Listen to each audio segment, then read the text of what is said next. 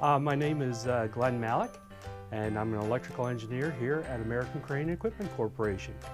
I'd like to start off by saying that people maybe think that cranes are a little mundane, that it's a low technology type of thing.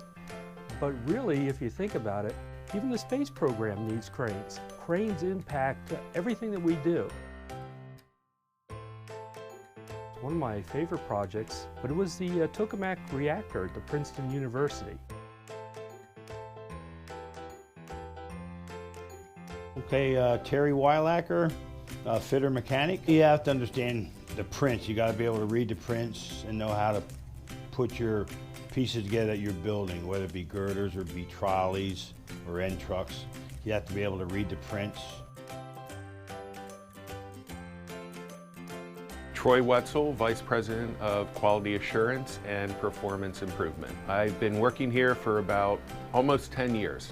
My favorite project at the moment is a Bechtel National project, which I'm dealing both in quality and project management. To me, grit matters because I believe that hard work is what's required to accomplish anything, and perseverance. My thoughts are drawing something on paper and then building it. Watching it come to life and doing a certain task that these different people pay you to do.